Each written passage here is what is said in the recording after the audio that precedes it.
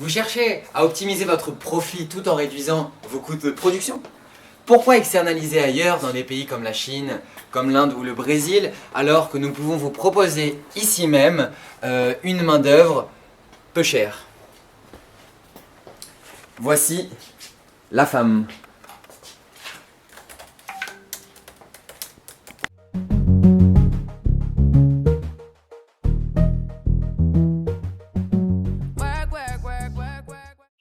En somme des sommes remises à une personne en échange d'un travail ou d'une prestation.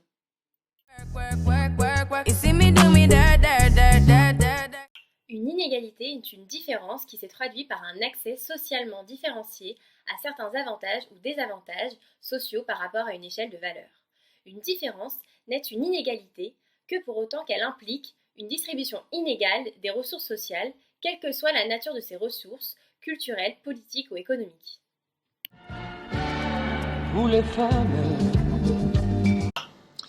Bon, ça va, on a eu cette discussion la dernière fois. L'inégalité homme-femme, elle avait lieu au Moyen-Âge, il y a 5000 ans. Elle n'a pas lieu d'être aujourd'hui. Maintenant, les femmes travaillent en entreprise et sont complètement indépendantes, ont le droit de vote. Non, je t'arrête tout de suite. Alors là, tu n'y es pas du tout, Alexandre. Auparavant, les femmes gagnaient moins que les hommes parce qu'elles étaient moins éduquées. Ouais. Mais pourquoi l'écart persiste aujourd'hui alors qu'elles suivent des études? En 2095, les femmes et hommes sont égaux en entreprise. Peut-être, prédisait une étude du Forum économique et mondial. En attendant les 79 ans qui nous séparent de l'aube du XXIe siècle, si on ne devait retenir qu'un seul nombre pour résumer les inégalités salariales, on retiendrait 19%. Non. Et il représente l'écart mensuel moyen des salaires nets entre celui des hommes et celui des femmes. Ah ouais. Comprenant toutes catégories confondues. D'âge, de conditions d'emploi, donc temps partiel, temps plein. Bah tu vois, je savais pas. Hein. Et c'est mesuré par l'INSEE en plus. Par l'INSEE? Je la connais. Donc on peut voir au fil des mois et des années que les femmes qui travaillent ont un salaire moyen inférieur de 19% par rapport à un homme qui travaille. Le résultat, en mettant les différents critères à plat et à conditions égales, est de 10% d'écart en défaveur des femmes. Et on a beau dire que la discrimination entre hommes et femmes est illégale, mais on peut pourtant voir que dans certaines entreprises à la renommée mondiale, possèdent des grilles de salaire à l'embauche en fonction des études effectuées. Ce qui nous amène à la question suivante. Pourquoi les inégalités persistent ? De nos jours, les femmes doivent affronter de nombreuses difficultés dans le monde du travail. D'une part, elles sont un grand nombre à effectuer des emplois précaires ou juste à mi-temps. Cela représente 80% des emplois précaires selon un rapport publié par le ministère des Droits des Femmes.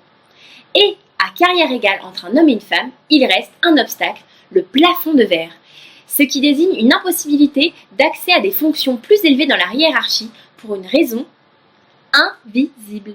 Ou, pour le reformuler, à cause d'une discrimination complètement illégale au terme de l'article L1132.1 du Code du travail.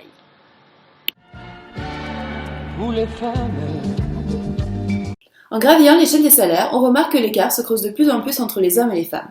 Cela s'explique par le fait que le nombre de femmes est réduit dans ces postes.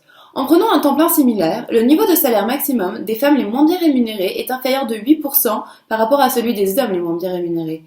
Et dans les salaires minimums des femmes les mieux rémunérées, le salaire reste inférieur de 22% par rapport à celui des hommes. On peut expliquer l'inégalité des salaires hommes-femmes avec certains facteurs tels que le temps de travail qui est différent. En effet, les femmes sont 5 fois plus souvent en temps partiel que les hommes. De plus, les femmes sont souvent des postes moins bien qualifiés. Donc elles sont sujettes au chômage et ont un salaire moins élevé.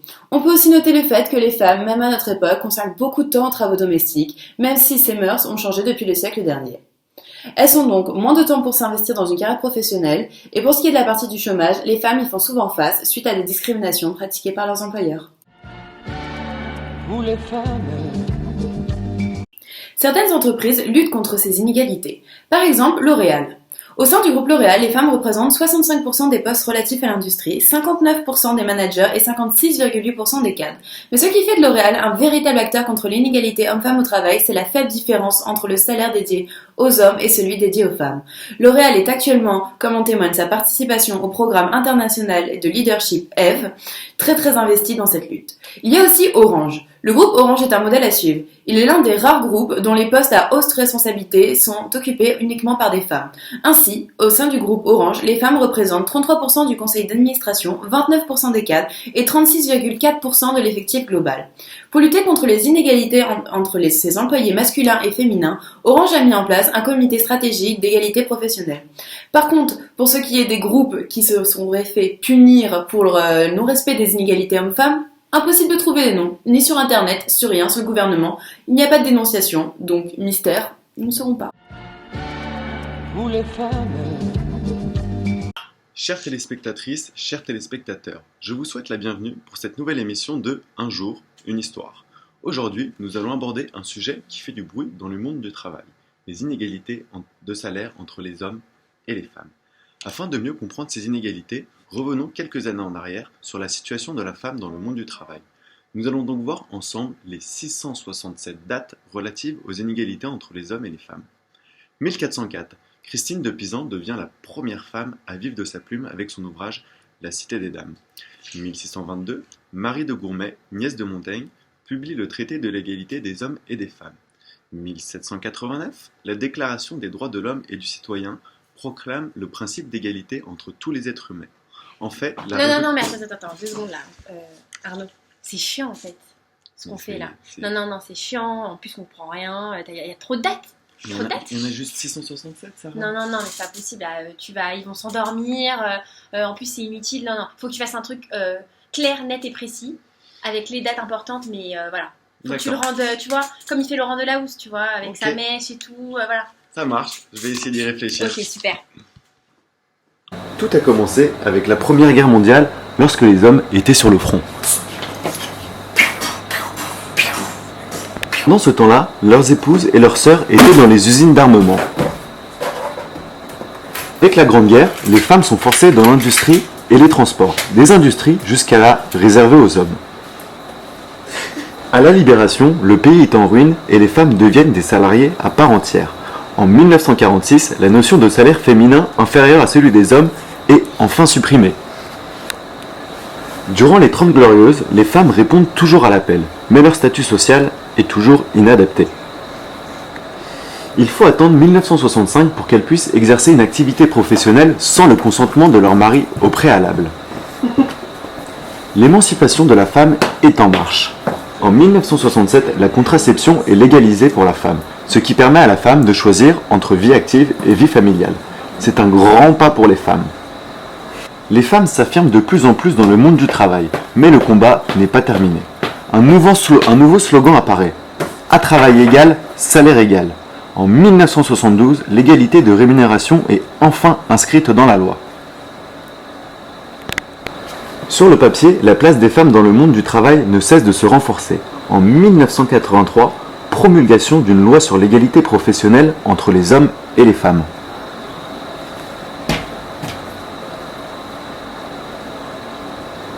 En mars 2006, la loi relative à l'égalité salariale entre les hommes et les femmes a été promulguée avec comme axe majeur d'aboutir à la suppression des écarts de rémunération entre les hommes et les femmes dans les 5 années à venir.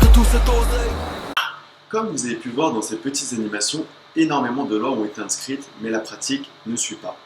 En effet, les vrais facteurs d'inégalité sont culturels et non juridiques. Aujourd'hui, le constat est amer. À niveau d'études égales, les femmes sont généralement exclues des postes de direction et les écarts de salaire sont omniprésents. De plus, les femmes sont encore confinées à des métiers peu qualifiés et peu valorisés. 40 ans après l'égalité sur la loi salariale, le constat reste navrant. Les salaires des femmes restent en moyenne inférieurs à 20% de celui des hommes. C'était un reportage proposé par Un jour une histoire. Merci de nous avoir suivis. Je vous souhaite une excellente soirée et à bientôt. Vous les femmes. Bon, tu sais, Lior, tu m'as entendu tout à l'heure me disputer avec Sarah qui s'est mise à crier à la fin parce qu'on a débattu sur ce sujet qui me bouleverse. Ouais. Qui me bouleverse parce que j'avais pas les yeux en face des trous. J'imagine. Ça se dit? Ouais, bien sûr. Ça se dit? Non, c'est vraiment dingue cette discrimination entre les hommes et les femmes sur le marché du travail liée à la rémunération est vraiment aberrante. Et donc, en fait, j'ai passé mon après-midi. Tu sais, tu me voyais réfléchir quand je mangeais mon sandwich au thon Ouais. et au poulet. J'essaye de comprendre comment se fait-il qu'aujourd'hui il y ait une telle discrimination. Et je sais que culturellement, tu es quand même assez, Je suis assez calé, ouais. ouais, assez calé. Et donc, Je vais essayer de t'expliquer ça. Ouais, j'aimerais Donc bien. c'est tout à fait ça en fait. Faut prendre la chose d'un aspect, faut le voir la chose d'un aspect plus culturel. Ouais, d'accord. Les êtres humains, ils ont tendance à être influencés par leur environnement et donc ne pas réellement penser par eux-mêmes. En particulier, notamment les femmes. On parle du fameux syndrome de l'imposteur. Donc ce syndrome de l'imposteur, c'est le fait de ne pas se sentir légitime dans sa fonction, Ouais, dans le poste qu'on nous a proposé, et de penser qu'on n'a pas les compétences requises d'accord. pour ce job, et de croire qu'en fait, qu'un jour ou l'autre, on sera démasqué. Il affecte aujourd'hui principalement les femmes, qui ont donc tendance à sous-évaluer leurs propres compétences, dû notamment à cet environnement assez masculin qui règne dans le monde de l'entreprise.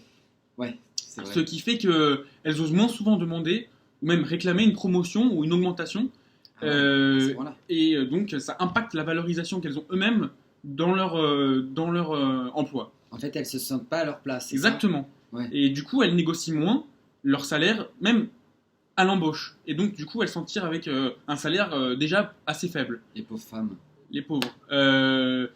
Après, on peut voir la chose différemment, et là, je pense que tu seras plus calé que moi. Ouais. L'aspect social, sociétal. Je sais que tu le connais mieux, et oui, j'aimerais bien oui. que tu m'éclaircisses sur cet aspect.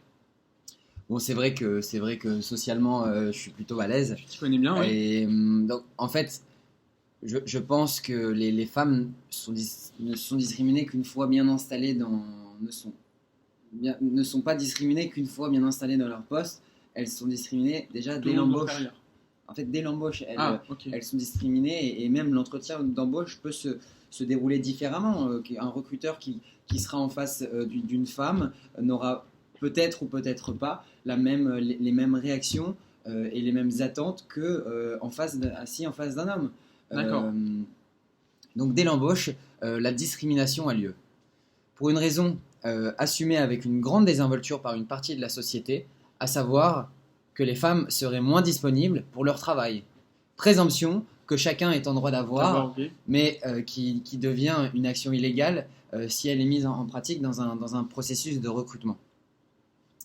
Techniquement, bon là je te parle de l'aspect technique, Purement technique purement technique. et tactique. Oui, comme des chiens.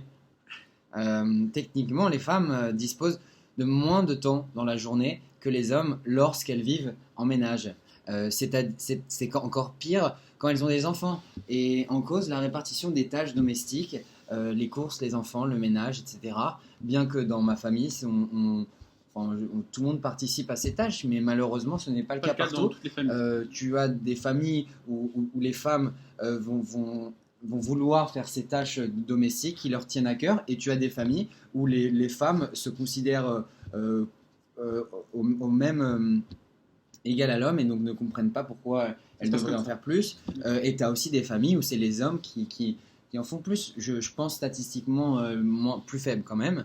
Et donc, pour en revenir à nos moutons, ces courses-là incombent encore majoritairement les femmes, toujours selon l'INSEE.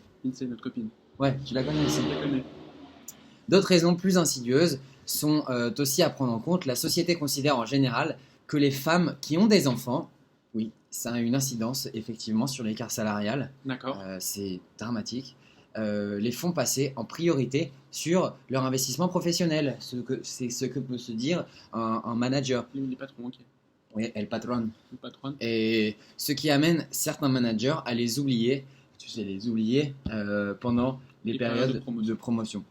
Donc je pense que notre discussion nous a permis d'avoir D'avancer sur le. oui, d'avoir sur la une. Je suis d'accord, d'avoir De mieux une idée comprendre un peu- la situation. C'est ça culturellement et sociétal. sociétalement Socialement.